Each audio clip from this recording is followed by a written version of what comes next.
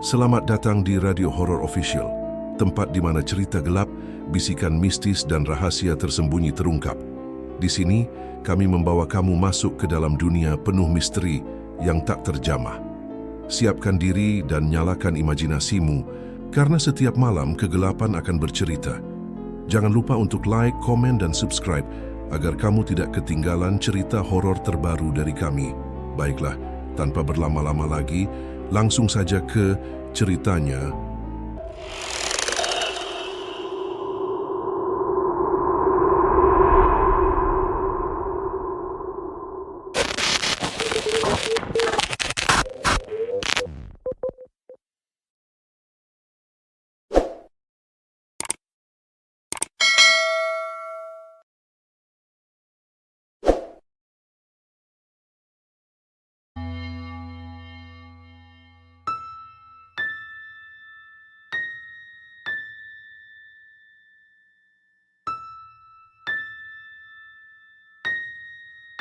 Kabut tipis menyelimuti kawasan base camp Cemoro Sewu pagi itu. Suara motor-motor trail, pendaki yang tertawa, dan bau kopi sachet bercampur dalam udara dingin yang menggigit. Di antara kerumunan itu, tampak 6 orang anak muda sedang bersiap memeriksa perlengkapan. Tasha, gadis berwajah manis dengan jaket gunung merah muda, sedang memotret langit. Di sampingnya, Hendry, pacarnya, sibuk memasang tenda lipat kecil di atas motor. Ada juga Rama, Andi, Dewi, dan Mila, teman satu kampus mereka yang juga ikut pendakian kali ini. Rama, udara di sini dingin banget, bro. Tapi semangat ya, ini pendakian pertama bareng Tasha dan Hendry nih. Hendry, tertawa, iya dong. Katanya sih, kalau naik lawu bareng pasangan bisa makin awet cintanya. Tasha, senyum menggoda, asal gak berantem di jalan aja. Tawa mereka pecah ringan, mencairkan suasana pagi yang mulai mendung. Namun, seorang lelaki tua berjaket lusuh mendekat ke arah mereka. Wajahnya keriput, matanya tajam seolah mampu menembus isi hati siapapun. Ia membawa tongkat kayu dan topi lebar dari anyaman bambu. Porter tua, nak, mau naik lawu, iya? Rama, iya, kek. Mau camping di pos 5, terus lanjut ke puncak besok pagi. Porter tua, diam lama, menatap Tasha dan Hendry bergantian. Gunung Lawu bukan tempat sembarangan. Kalau di atas nanti, jangan macam-macam. Jangan ngomong kotor, jangan berbuat dosa. Dewi, maksudnya berbuat dosa gimana, Cap? Porter tua, gunung ini dijaga. Ada yang tak suka kalau manusia kotor pikirannya. Banyak yang hilang karena main-main sama nafsu. Suasana mendadak hening. Angin dingin bertiup lebih kencang, membuat jaket-jaket mereka bergetar. Hendry berusaha mencairkan suasana dengan tawa. Hendry, santai aja, kek. Kami cuma mau mendaki, nggak bakal aneh-aneh kok. Porter tua, menatap tajam, janji itu yang sering dilanggar, nak. Perlahan berjalan pergi, meninggalkan aroma dupa samar di udara. Mila menggigil pelan. Mila, serius, iya. Kok kayaknya orang tua itu tahu sesuatu. Dewi, udah, jangan dipikirin. Orang sini kan emang suka mistis. Rama, yang penting kita nikmatin aja pendakian ini. Yuk, kumpul buat doa bareng dulu sebelum naik. Mereka semua berdiri membentuk lingkaran, menundukkan kepala sejenak. Tasha menggenggam tangan Hendry erat-erat. Tasha, berbisik, aku agak takut, Hendry, omongan kakek tadi aneh banget. Hendry, tenang aja. Aku jagain kamu. Nggak akan ada apa-apa. Tasha mengangguk, tapi di matanya masih tersisa bayangan wajah porter tua itu, mata tajam yang seperti mengintip isi hatinya. Langkah demi langkah, mereka mulai mendaki jalur berbatu menuju pos 1 Gunung Lawu. Angin semakin dingin, suara jangkrik berganti dengan desir kabut yang turun perlahan. Di belakang mereka, samar-samar terdengar suara pelan dari arah base camp. "Ingat pesanku, nak?" Lawu menelan yang tak tahu malu. Suara itu lenyap ditelan kabut. Namun entah kenapa, Tasya merasa punggungnya terasa berat seolah ada yang mengikuti dari belakang sejak langkah pertama. Langit mulai gelap ketika rombongan kecil itu mencapai pos 2. Kabut turun lebih cepat dari biasanya, membuat pandangan hanya sejauh 2 meter ke depan. Hutan di sekitar mereka tampak sunyi, hanya suara dedaunan yang digoyang angin dan ranting patah di kejauhan. Rama menancapkan tongkatnya ke tanah. "Rama, kita istirahat dulu di sini. Jalurnya makin curam. Nanti lanjut ke pos 3 baru buka tenda." "Dewi, iya, aku haus banget. Dingin banget juga." "Mila, serius deh, hawa di sini beda. Kayak berat." Sementara yang lain membuka bekal, Tasya berdiri agak jauh di tepi jalur, menatap ke lembah berkabut. Hening. Tapi di antara desir angin, ia mendengar sesuatu, samar sekali. Hu hu hu. Seperti suara perempuan menangis. Pelan. Mengalun di antara kabut. Tasya berbisik, "Hendri, kamu dengar enggak?" "Hendri, apa?" "Tasya, ada yang nangis." Hendri menajamkan telinga, "Enggak ada suara apa-apa tuh." "Tasya, tadi jelas banget. Kayak dari arah pohon sana." Mereka berdua menatap ke arah hutan gelap di sisi kanan jalur. Kabut semakin tebal, dan dari sana terdengar suara ranting patah. Mila langsung menjerit kecil. "Mila, jangan bercanda ya." "Rama, tenang, mungkin monyet atau kijang. Andi, atau porter tadi yang ngikutin kita." Bercanda. Tapi tak ada yang tertawa. Udara mendadak terasa dingin menusuk. Dari balik kabut, muncul bayangan samar perempuan berkebaya berdiri diam di antara pepohonan. Wajahnya tak jelas, tapi kain kebayanya berwarna merah pudar dan rambutnya terurai panjang menutupi dada. Tasya menarik tangan Hendri. "Itu apa?" Hendri mengerjap, "Mana?" "Tasya, tuh, di sana." Namun saat Hendri menatap ke arah yang ditunjuk Tasya, bayangan itu sudah hilang.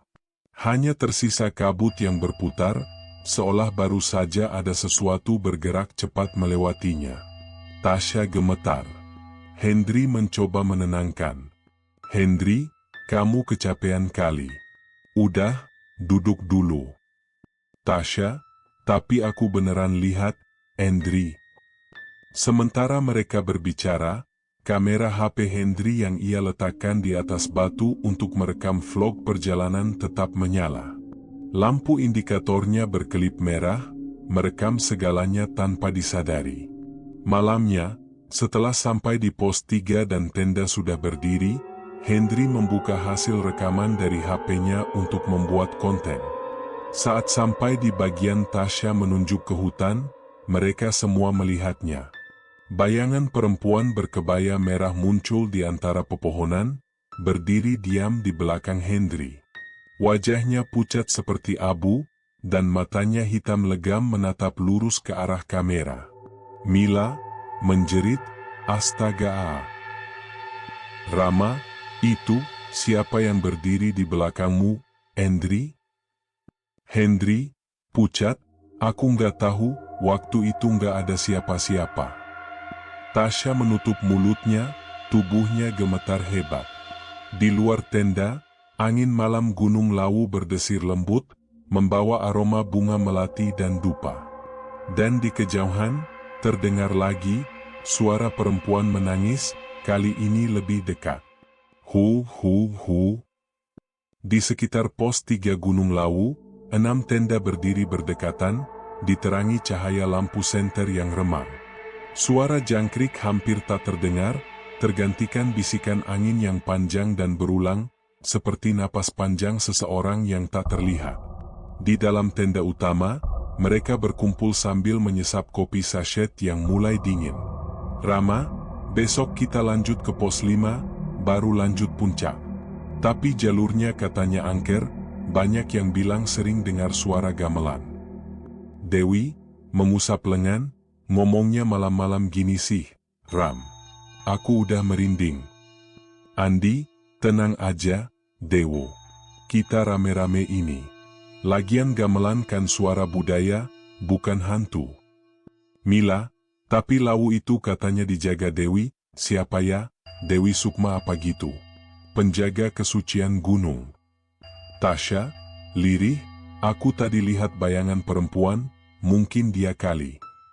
Tiba-tiba suara ranting patah terdengar di luar tenda. Semua menoleh. "Hening." Rama menyorotkan senter keluar, tapi hanya kabut putih pekat. "Rama, mungkin rubah gunung atau musang." Namun tak ada yang berani keluar lagi malam itu. Satu persatu mereka mulai masuk ke dalam tenda masing-masing untuk tidur. Beberapa jam kemudian, sekitar jam 11 malam, Hendri membuka matanya. Tasya yang tidur di sebelahnya menggeliat pelan, tubuhnya menggigil. "Tasya, dingin banget, Hendri." "Hendri, sini deket aku." Menarik selimut. Mereka berdua berpelukan di dalam sleeping bag, awalnya hanya untuk menghangatkan badan. Tapi perlahan, napas mereka menjadi berat.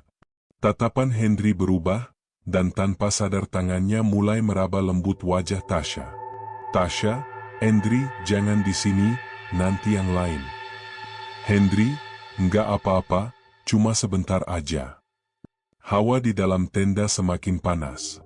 Tapi di luar, kabut yang semula diam kini bergerak memutar, seperti berputar di sekitar tenda mereka. Dari kejauhan, samar-samar terdengar suara gamelan lembut, gending Jawa kuno, berpadu dengan aroma dupa yang terbawa angin. Tung ting dong dong tung. Tasya mendadak berhenti. "Tasya," berbisik takut, "Hendri, kamu dengar itu?" "Hendri, jangan bercanda, fokus sama aku aja." "Tasya, serius, denger nggak? Ada suara musik." Suara gamelan semakin jelas. Lalu dari arah belakang tenda, terdengar langkah kaki, pelan, menyeret, seperti kain basah diseret di tanah. Srek, srek, srek. Tasya langsung menegakkan tubuhnya. Hendri menatap ke arah pintu tenda, menahan napas. Bayangan hitam tampak melewati dinding tenda dari luar, bayangan seorang perempuan berkebaya panjang dengan rambut menjuntai sampai tanah. Tasya gemetar, "Hendri, ada orang di luar." "Hendri, tenang. Aku keluar bentar lihat." "Tasya, jangan." Tapi Hendri sudah menarik resleting tenda. Angin dingin langsung menerpa wajahnya. Ia menyorotkan senter keluar, kosong. Namun tanah di depan tenda basah oleh air dan tanah yang terguncang, seperti baru saja diinjak seseorang. Dari balik kabut, samar-samar muncul bekas jejak kaki kecil menuju semak-semak, dan di sana, terlihat sehelai kain kebaya merah tergantung di dahan pohon, basah dan meneteskan cairan merah tua. "Hendri, pelan mundur, Tasya, ayo masuk lagi." Begitu mereka masuk kembali ke tenda, suara gamelan berhenti. Tapi dari luar, terdengar bisikan lembut, suara perempuan. "Kalian telah menodai tanah suci ini." Hendri menatap Tasya yang pucat ketakutan. Ia tak tahu bahwa malam itu, perbuatan mereka sudah memanggil sesuatu yang sangat murka. Pagi menjelang di pos 3 Gunung Lawu, tapi matahari enggan menampakkan sinarnya. Kabut tetap tebal, dingin menusuk tulang. Rombongan pendaki lain di sekitar area itu pun tampak berkemas, beberapa bahkan menunda pendakian karena cuaca. Namun Tasya dan Hendri tetap duduk diam di depan tenda mereka. Wajah Tasya pucat, matanya sembab setelah semalaman tak bisa tidur. "Tasya, aku masih dengar suaranya, Hendry." Gamelan itu sama bisikan perempuan. "Hendry, sudah, jangan dipikirin. Mungkin cuma halusinasi karena kurang tidur." "Tasya, tapi kain merah itu nyata. Kamu juga lihat, kan?" "Hendry, iya, tapi mungkin punya pendaki lain.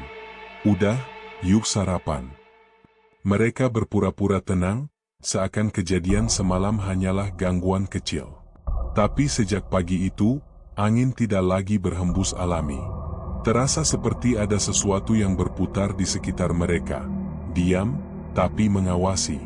Menjelang sore, mereka memutuskan melanjutkan pendakian menuju pos 4.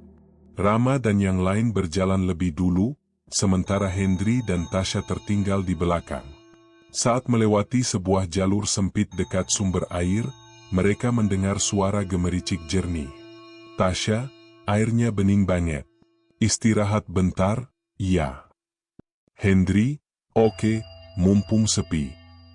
Mereka menurunkan carrier, mencuci wajah, lalu duduk di bebatuan besar. Hening. Hanya suara air dan burung kecil di kejauhan. Tapi ada aroma samar yang aneh, dupa terbakar. "Tasya, kamu cium gak, Hendry?" "Hendry, iya, kayak wangi dupa. Tapi di sini nggak ada orang." Hendry berdiri, memandang ke sekitar. Kabut turun cepat. Ia menoleh ke Tasya, yang kini memeluk lutut, terlihat menggigil. "Hendry, kamu kedinginan?" "Tasya, iya, aku takut, Hendry. Aku pengen turun aja." Hendry mendekat, memegang bahunya. "Tenang, aku jagain kamu." Dan seperti kehilangan kendali, Hendry menarik Tasya ke pelukannya. Mereka berciuman, panas dan cepat. Napas mereka berpadu di udara dingin. Tasya sempat menolak, tapi Hendry semakin memaksa, hingga akhirnya mereka melanggar batas kesucian, di tempat yang tak seharusnya mereka lakukan. Saat itu juga, angin mendadak berhenti. Suara alam hilang. Tak ada burung, tak ada gemericik air. Hening. Lalu, gamelan kembali berbunyi. Tung ting dung dung tung. Kali ini bukan dari jauh, suara itu berasal dari sekitar mereka. Aroma dupa menjadi lebih kuat, bercampur dengan bau amis darah. Tasya menoleh panik. Dari balik kabut, muncul sosok perempuan berkebaya merah, wajahnya rusak terbakar, kulitnya mengelupas. Ia berjalan perlahan, kepalanya miring tak wajar. Sosok, suara berat, gemetar, "Kalian mengotori tanah suci." Tasya menjerit histeris, menutupi tubuhnya dengan jaket. Hendry melompat bangun, berusaha menenangkan, tapi sosok itu melayang cepat mendekat. Matanya menyala merah, dan dari mulutnya keluar asap hitam. "Sosok, kau sudah disumpah oleh Lawu, darahmu akan kering di tanah ini." Tiba-tiba tanah di sekitar mereka bergetar, dan air sumber itu berubah keruh, mengeluarkan bau bangkai. Dari dasar air muncul tangan-tangan pucat berlumuran lumpur, mencoba meraih kaki Hendry dan Tasya. Tasya menangis histeris, "Hendry, tolong." Hendry menarik Tasya, "Lari, cepat lari." Mereka berlari sekuat tenaga, meninggalkan sumber air itu. Tapi kabut semakin tebal, menutup jalan. Suara gamelan berubah menjadi jeritan panjang yang menusuk telinga. Ah! Setelah entah berapa lama berlari, mereka akhirnya menemukan jalan kecil yang tampak seperti jalur utama. Namun ketika tiba di area tenda, rombongan mereka lenyap. Semua tenda hilang. Perbekalan tak ada. Yang tersisa hanya api unggun yang masih menyala sendiri, dan bau dupa semakin kuat. Tasya menangis, Rama, Dewi, Mila, Andi, mana mereka, Hendry? Hendry, terengah, aku nggak tahu, tapi aku rasa kita bukan di tempat yang sama lagi. Di HP Hendry, Sinyal sempat muncul sepersekian detik. Layar berkedip. Ada pesan masuk dari nomor tak dikenal. Tulisan di layar hanya satu kalimat. Gunung ini tidak untuk nafsu. Kabut belum juga menghilang sejak pagi. Langit abu-abu, seolah waktu berhenti di antara kabut lawu yang tak berujung. Hendry dan Tasha duduk di depan sisa api unggun yang padam, wajah mereka pucat, mata kosong karena tidak satu pun teman mereka kembali. Semalam mereka yakin mendengar suara Rama memanggil dari arah selatan. Tapi setelah dicari, yang mereka temukan hanya kaos milik Andi yang basah dan berlumuran lumpur. Tasha, Hendry, kita harus cari mereka. Mereka nggak mungkin ninggalin kita gini aja. Hendry, aku udah keliling 3 kali. Sayang, nggak ada jalur keluar. Semua jalannya muter ke sini lagi. Tasha, maksudmu, kita kejebak? Hendry, entah. Gunung ini kayak mainin arah. Mereka mencoba menyalakan ponsel. Tak ada sinyal. Tapi anehnya, jam digital di HP berhenti di pukul 3.33. Tak bisa diganti, tak bisa dimatikan. Dan di layar, sesekali muncul tulisan berkedip. Jaga kesucianmu. Menjelang siang, Hendry menemukan sesuatu di balik semak, tas ransel Dewi. Di dalamnya ada pakaian, korek api, dan satu buku catatan kecil. Di halaman terakhir, ada tulisan tangan tergesa. Kalau kalian dengar gamelan, jangan jawab. Kalau lihat perempuan merah, jangan lari. Kalau kabut berhenti, berarti kalian sudah mati. Hendry terdiam membaca kalimat itu. Tasha menutup mulut, matanya berlinang. Tasha, Hendry, mereka, mungkin udah. Hendry, menyela cepat, jangan ngomong begitu. Mereka cuma tersesat. Kita pasti bisa turun. Namun di saat yang sama, angin berhenti. Daun-daun tak bergerak, udara tiba-tiba beku. Lalu dari balik kabut, terdengar langkah kaki pelan. Srek, srek, srek. Tasha menoleh cepat, tapi tak melihat siapapun. Saat ia menatap tanah, bulu kuduknya berdiri, jejak kaki telanjang muncul satu persatu di tanah lembab, menuju ke arah mereka. Tak ada sosok yang berjalan, tapi jejak itu terus bertambah. Tasha, gemetar, Hendry, lihat itu. Hendry, mundur pelan, jangan lihat. Jangan lihat ke belakang. Tapi rasa takut membuat Tasha menoleh. Dan di sanalah dia melihatnya, Rama berdiri di tengah kabut, wajahnya putih pucat, matanya bolong hitam. Ia tersenyum lebar, tapi tubuhnya bergetar seperti mayat kaku. Tasha, menjerit, Rama a. Hendry, menarik Tasha, itu bukan Rama. Lari. Mereka berlari menembus kabut, terengah-engah, tapi jalur gunung seolah berputar kembali ke tempat yang sama. Di sekeliling mereka, suara tawa kecil terdengar, bukan manusia, tapi seperti suara anak-anak tertahan di tenggorokan. Hu, kalian berdosa. Setelah beberapa jam berlari tanpa arah, mereka kembali ke tempat semula, di mana tenda mereka tadi berada. Tapi kini, tenda itu sudah berubah. Warna kainnya jadi kusam, penuh tanah dan lumut, seperti sudah bertahun-tahun tak disentuh manusia. Hendry menyalakan lampu senter dan membuka resleting tenda.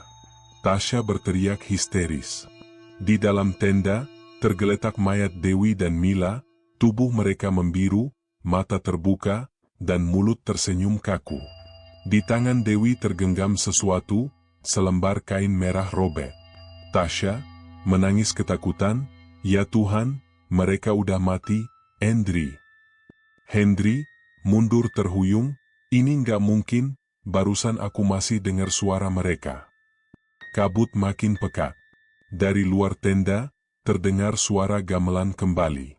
Tapi kali ini diikuti suara perempuan tertawa lirih. Hahaha, gunung ini tak menerima yang kotor. Hendry menarik Tasha keluar. Mereka berlari menuju jalur turun. Tapi jalan kini berubah, menanjak, bukan menurun. Seakan gunung itu menolak mereka untuk pulang. Langit bergulung pekat, petir menyambar tanpa suara. Dan dari jauh, samar-samar, Henry melihat porter tua yang sempat mereka temui di base camp, berdiri menatap mereka dari balik kabut. Henry berteriak, "Ke, tolong kami." Porter tua, suara parau, "Kalian sudah memancing murka Lawu. Bertobatlah, sebelum malam menelan kalian sepenuhnya." Sosok itu kemudian menghilang, dan kabut menutup semuanya. Malam turun cepat di lereng Gunung Lawu. Kabut semakin tebal, udara makin dingin menggigit tulang. Henry menyalakan senter, tapi cahaya hanya menembus beberapa meter ke depan. Tasha memegang lengan Henry erat, sementara Reza dan Nanda mulai terlihat cemas. "Reza, kita harusnya udah sampai pos 3. Tapi kok kayaknya muter-muter di tempat ya?" "Nanda, aku ngerasa jalannya ini tadi udah pernah kita lewatin deh." Tasha berbisik, "Aku dengar suara orang nangis." Henry, mungkin cuma hewan malam, sayang. Jangan takut." Namun, tangisan itu semakin jelas, lirih tapi memilukan, seperti suara perempuan dari kejauhan. Henry mencoba mencari sumbernya, menyorotkan senter ke arah kiri jalur. Mereka menemukan sebuah batu nisan tua, separuh tertutup lumut, dengan tulisan yang nyaris tak terbaca. "Dini, pendaki yang hilang, 2007. Tasha gemetar. "Tasha, Henry, ini kayaknya yang diceritain orang, pendaki yang hilang waktu mandi di Sendang." "Reza, udah, jangan dibahas. Jangan ganggu." Tiba-tiba dari balik kabut, terdengar suara langkah kaki pelan mendekat. Bukan satu, tapi seperti banyak orang berjalan tanpa alas kaki, menyeret kaki di tanah lembab. Cahaya senter Henry berkedip-kedip, dan dalam sekejap, tampak bayangan wanita berambut panjang berdiri di balik nisan itu. Matanya hitam legam, menatap tajam ke arah mereka. Sosok itu, "Kalian, ngapain di sini malam-malam? Nggak tahu tempat ini keramat?" Sontak Tasha menjerit, dan mereka semua lari menuruni jalur tanpa arah.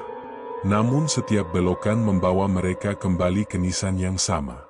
"Nanda, kita muter di tempat yang sama. Ini mustahil."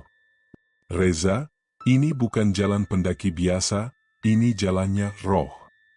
Di kejauhan, suara wanita itu kembali terdengar. "Yang najis, tak akan keluar dari wilayahku." Kabut semakin menutup pandangan. Senter padam. Yang tersisa hanya aroma melati dan bisikan halus di telinga Tasha. "Kamu yang paling mirip aku, ikutlah bersamaku." Kabut semakin pekat, seolah menelan jalur pendakian. Udara berubah dingin seperti lemari mayat. Henry menggenggam tangan Tasha, tapi perlahan genggaman itu terlepas sendiri, seperti ada sesuatu yang menarik Tasha ke arah lain. "Henry, Tasha, pegangan, sayang." Tasha, panik, "Aku di sini, Henry. Tolong." Namun suara Tasha terdengar semakin jauh, padahal Henry masih di tempat yang sama. Senter miliknya berkelap-kelip, lalu mati. Ia hanya bisa melihat bayangan kabur. Tasha berjalan ke arah lembah yang tak seharusnya ada di jalur itu. "Nanda, Henry, jangan dikejar. Itu bukan Tasha." "Reza, bener, tadi aku lihat matanya merah waktu nengok ke belakang." Tapi Henry tak peduli. Ia menerobos kabut dan menuruni lereng. Suara langkahnya tenggelam oleh angin dan kabut yang menggulung seperti hidup. Reza dan Nanda hanya bisa menunggu di tempat, berdoa pelan. Beberapa menit kemudian, terdengar teriakan panjang dari arah Henry pergi, teriakan yang memecah sunyi malam. "Ah!" Reza dan Nanda berlari mencari sumber suara itu. Tapi yang mereka temukan hanyalah sepatu kiri Tasha yang basah dan berlumur lumpur, tergeletak di tepi jurang kecil. Di bawah jurang, samar-samar tampak rambut panjang menjuntai di antara semak-semak, namun saat disorot senter, tidak ada apa-apa. Nanda, dia nggak mungkin jatuh, aku tadi lihat kayak ada bayangan yang narik dia masuk kabut. Reza, kayaknya kita harus turun. Sekarang juga. Namun, saat mereka mencoba kembali ke arah semula, jalur pendakian lenyap. Yang ada hanyalah pepohonan yang makin rapat dan kabut yang semakin dingin. Lalu, dari kabut, terdengar suara lembut menyerupai Tasya, tapi nadanya aneh, datar, dan menyeramkan. Suara Tasya, "Kalian mau ninggalin aku?" "Hendri, sini." Reza dan Nanda saling pandang. Reza berbisik, "Kalau itu benar Tasya, kenapa suaranya dari 3 arah sekaligus?" Tiba-tiba di belakang mereka muncul bayangan perempuan dengan wajah mirip Tasya, tapi kulitnya pucat, matanya hitam penuh, dan bibirnya sobek hingga ke pipi. Sosok itu tersenyum, "Aku udah nggak dingin sekarang." Senter Reza jatuh, padam. Mereka berdua berteriak histeris. Pagi datang dengan langit kelabu. Kabut belum juga menghilang, tapi suara burung perlahan mulai terdengar. Reza dan Nanda berjalan terseok, menuruni jalur yang mereka pikir benar. Tubuh mereka lelah, mata merah karena tak tidur semalaman. Di tengah perjalanan, mereka mendengar gemericik air dari arah kanan jalur. Saat didekati, terlihat sebuah sendang kecil, kolam air alami yang jernih, tapi dipenuhi bunga melati yang mengapung di permukaannya. Dan di tepi sendang itu, Hendri duduk membelakangi mereka, tubuhnya basah kuyup, rambutnya menutupi wajah. Reza, lega, "Hendri. Astaga, akhirnya ketemu juga." "Nanda, kau kemana aja semalaman? Tasya di mana?" Namun Hendri tidak menjawab. Ia hanya menunduk, bibirnya bergerak pelan seperti berdoa, tapi suara yang keluar bukan bahasa yang mereka kenal. Ketika Reza menepuk bahunya, Hendri menoleh perlahan, dan kedua temannya terkejut setengah mati. Matanya putih polos tanpa bola mata, kulitnya pucat kebiruan, dan di sudut bibirnya menetes air sendang bercampur tanah hitam. "Hendri," suara berat, "aku lihat dia di bawah air." Nanda gemetar, "Maksudmu, Tasya?" "Hendri, dia nggak bisa keluar. Dia milik mereka sekarang." Reza langsung menarik Nanda menjauh, tapi Hendri bangkit perlahan dan menatap ke arah sendang. Airnya tiba-tiba beriak tanpa sebab, seperti ada sesuatu di bawah permukaan yang bergerak. Dari tengah kolam, muncul tangan perempuan berkulit pucat dan lembut, lalu satu lagi. Tangan itu seperti mencoba meraih Hendri. Nanda menjerit, "Hendri, jangan dekati airnya." Namun Hendri melangkah masuk perlahan, seolah terhipnotis. Hendri tersenyum aneh, dia memanggilku, dia kedinginan. Reza menubruknya, berusaha menarik keluar, tapi Hendri tiba-tiba menjerit keras, tangannya terpegang sesuatu di dalam air. Permukaan sendang bergolak hebat, air berubah keruh hitam.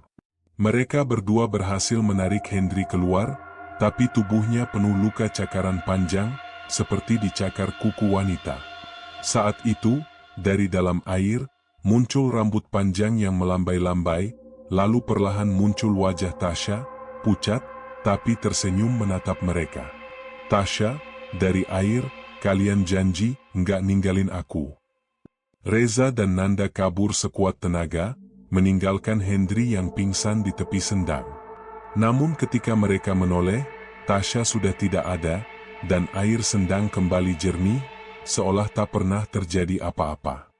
Reza dan Nanda akhirnya ditemukan oleh beberapa warga desa Cemoro Sewu yang sedang mencari rumput. Mereka tampak linglung, tubuh kotor penuh lumpur, dan bicara tak jelas. Hendri ditemukan beberapa jam kemudian, masih di tepi sendang, tidak sadarkan diri. Mereka dibawa ke pos jaga pendaki di kaki Gunung Lawu. Seorang pria tua berwajah keriput bernama Mbah Darmo, penjaga pos sekaligus juru kunci jalur Lawu, datang menanyai mereka. "Mbah Darmo, kowe kabeh teko ngendi? Kok ieso nganti tekan sendang petirtaan? Reza, gemetar, kami, tersesat, Mbah. Teman kami, Tasya, hilang di kabut. Terus, muncul di air. Mbah Darmo, menatap tajam, wong wadon iku, ayu tenan tea? Sing nganggo celana ketat lan endaki karo kekasihe? Reza dan Nanda saling pandang. Wajah mereka pucat. Nanda, iya, Mbah, tapi, kok Mbah tahu? Mbah Darmo, wis bola-bali kedadian kaya ngono. Sendang kui dudu panggonan sembarangan. Ana sing enja. Mbah Darmo kemudian menyalakan sebatang dupa, aromanya menyebar memenuhi pos. Suaranya menjadi lebih pelan, nyaris berbisik. Mbah Darmo, jaman bien, ana perawan sing ditinggal mati kekasihe nalika endaki.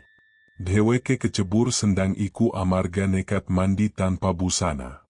Rohe ora tau meneng, nyeret sapa wae sing nyalahi kesucian gunung iki. Reza menunduk. Air matanya menetes pelan. Reza, kami cuma duduk bareng di tenda, Mbah. Tapi iya, kami sempat.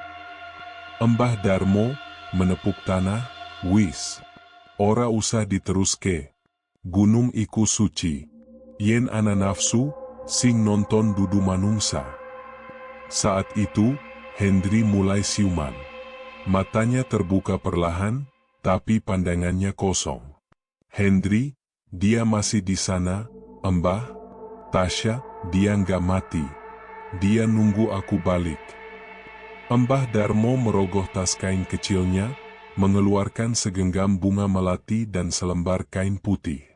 Mbah Darmo, sing sampean delok iku dudu Tasya mana?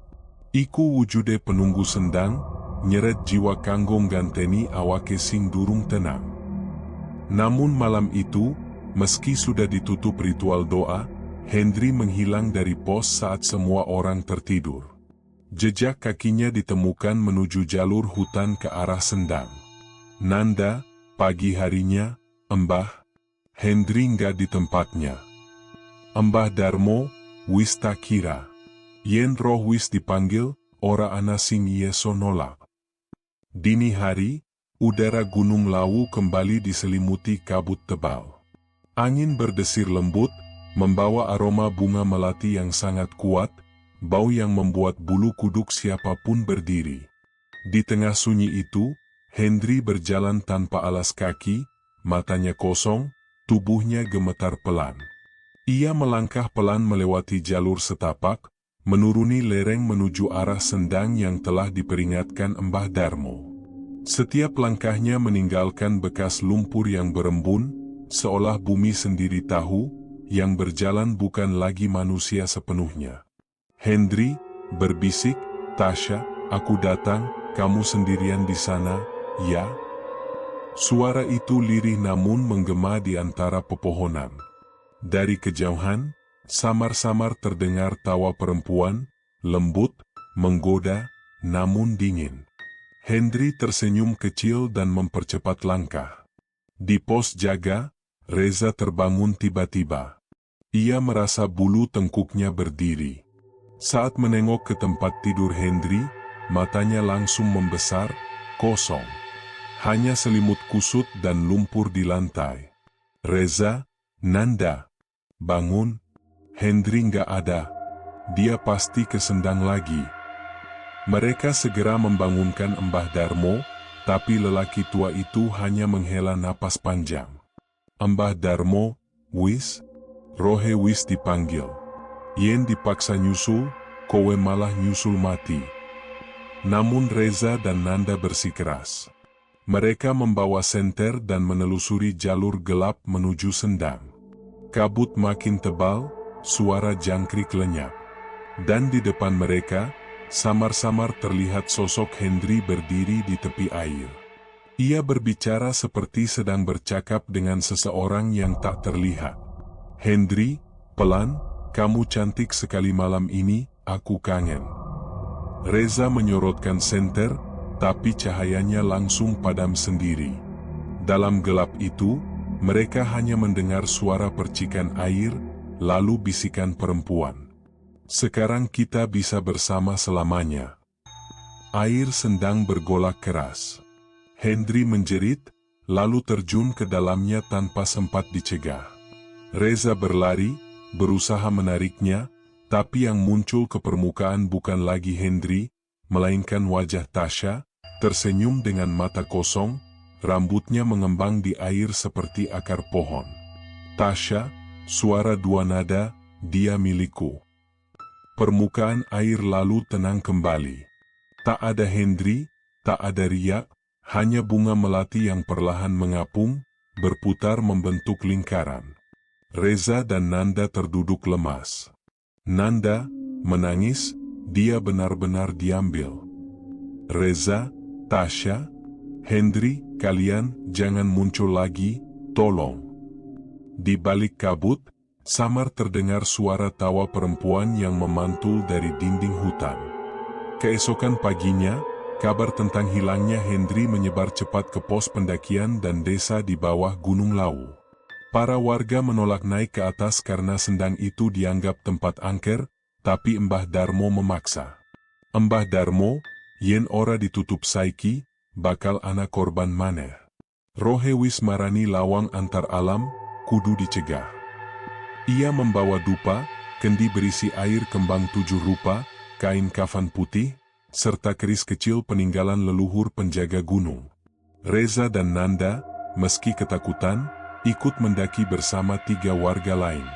Saat tiba di lokasi sendang, kabut tebal seketika turun menutup pandangan. Suhu udara mendadak turun drastis, dan air sendang tampak beriak sendiri, padahal angin berhenti bertiup. Di permukaan, tampak 2 bayangan samar, Tasya dan Hendri, berdiri berdampingan di dalam air, menatap mereka dengan wajah datar.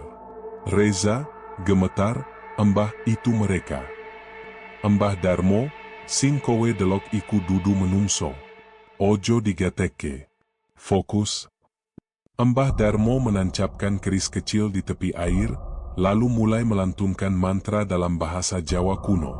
Suaranya berat dan bergetar, seperti memanggil kekuatan dari dalam tanah. Angin mulai berhembus kencang, membuat air sendang bergolak. Dari dalam air, terdengar suara jeritan perempuan memecah udara, diikuti tawa melengking yang mengerikan. Bayangan Tasya berubah, wajahnya memanjam, matanya hitam pekat, rambutnya menjulur seperti ular. Sosok Tasya, kalian, sudah aku pilih. Tak ada yang boleh pergi. Mbah Darmo terus membaca mantra sambil memercikkan air kembang ke 4 penjuru. Reza dan Nanda menutup telinga, menahan rasa takut luar biasa. Dalam sekejap, kabut berubah menjadi pusaran putih besar, menarik bayangan itu kembali ke dasar air. Mbah Darmo berteriak, "Balio neng duniamu. Iki dudu papanmu maneh." Tiba-tiba, suara petir menggelegar tanpa hujan. Air sendang mendidih sesaat, lalu tenang sepenuhnya. Permukaannya kembali jernih, dan hanya tersisa 2 bunga melati yang mengapung berdampingan. Mbah Darmo menutup ritual dengan menebar bunga dan menutup tepi sendang menggunakan kain kafan putih. Mbah Darmo, pelan, wis. Sendang iki ora oleh diunjuk maneh. Sing mlebu tanpa izin bakal dadi tumbal. Reza menangis, memandangi air sendang terakhir kali. Reza, maaf, Tasya, Hendri, kami salah. Semoga kalian tenang. Namun, sebelum mereka turun gunung, angin berhembus pelan, membawa suara lembut dari arah sendang. Kami masih di sini, tahun demi tahun berlalu sejak tragedi Tasya dan Hendri. Jalur tempat sendang itu berada kini ditutup permanen oleh pihak pendakian, dan warga sekitar melarang keras siapapun untuk mendekat tanpa izin juru kunci. Meski begitu, cerita tentang sendang arwah tetap hidup, dibisikkan dari satu pendaki ke pendaki lain setiap malam di pos peristirahatan. Beberapa orang mengaku masih mendengar suara perempuan tertawa lembut di antara kabut malam, terutama saat pendaki berpasangan berkemah terlalu dekat jalur lama. Suatu malam di tahun-tahun berikutnya, sekelompok mahasiswa dari Jakarta mendaki Gunung Lawu. Mereka tak tahu kisah lama itu. Salah seorang di antara mereka, Rika, melihat jalan kecil yang tak ada di peta, tertutup semak. Rika, di sini kayak ada jalur air, ya? Bagus buat foto. Temannya, jangan, itu kayaknya bukan jalur resmi. Rika, cuma sebentar kok. Ia menelusuri jalur itu dan tiba di tepi sebuah sendang kecil, airnya jernih berkilau diterpa cahaya bulan. Di permukaannya, tampak dua bunga melati mengapung berdampingan. Rika menunduk, hendak mengambil foto, tapi tiba-tiba bayangannya di air berubah. Bukan wajahnya yang terlihat, melainkan seorang perempuan berambut panjang dan lelaki di sebelahnya, keduanya tersenyum pucat, menatap ke arah Rika dari dasar air. Suara perempuan, lembut, "Gunung ini suci, jangan ulangi dosa kami." Rika terkejut, menjatuhkan ponselnya ke air. Air sendang beriak, bunga melati berputar cepat, dan suara tawa perempuan terdengar sayup, sama seperti dalam kisah yang dulu diceritakan Mbah Darmo. Rika lari terbirit-birit kembali ke jalur utama. Ketika rombongan turun keesokan paginya, mereka menemukan foto di ponsel Rika yang jatuh ke air, tapi anehnya, ponsel itu utuh dan menyala. Di layar fotonya tampak Tasya dan Hendri, berdiri di tepi sendang, menatap kamera dengan senyum samar. Di belakang mereka, kabut membentuk wajah raksasa perempuan yang nyaris menelan hutan. Kini, para pendaki Lawu mengenal legenda itu sebagai kutukan sendang Tasya. Pantangannya sederhana tapi mematikan. Jangan pernah berbuat mesum atau memendam nafsu di punggung Lawu. Sebab arwah Tasya masih menunggu dan air sendang akan memanggil namamu. Ketika malam turun dan kabut turun di sekitar pos 3, beberapa pendaki masih bersumpah mendengar dua suara dari jauh. "Hendri, aku kedinginan. Aku di sini, sayang, selamanya." Dan dari arah hutan terdengar desiran lembut, membawa aroma melati yang menyesakkan dada, tanda bahwa sendang Tasya belum benar-benar tenang. Gunung Lawu, tempat di mana langit dan tanah bersentuhan, tempat sunyi yang menyimpan ribuan rahasia dari masa ke masa. Malam itu, Tasya dan Hendri mendaki dengan hati yang tak bersih, dan mereka tak pernah kembali seperti semula. Kabut Lawu menelan mereka, dan sendang di tengah hutan menjadi saksi bisu dosa yang dilakukan di tanah suci. Mbah Darmo, sang penjaga, sudah memperingatkan. Gunung bukan tempat bermain nafsu. Gunung adalah tempat roh dan penjaga alam bersemayam. Kini, sendang itu tertutup, tapi kadang, pendaki yang tak sengaja melintas masih mencium bau melati di antara kabut. Dan mendengar suara lembut memanggil dari arah air. "Aku kedinginan, Hendri, jangan tinggalin aku." Mereka bilang, kalau kamu mencium aroma melati di punggung Gunung Lawu saat malam turun, jangan menoleh. Karena mungkin, Tasya sedang berdiri tepat di belakangmu. Ini bukan sekadar cerita, ini peringatan. Hormati gunung, jaga perilaku, dan jangan bawa dosa ke tempat suci. Karena kalau tidak, Gunung Lawu akan menagihnya sendiri.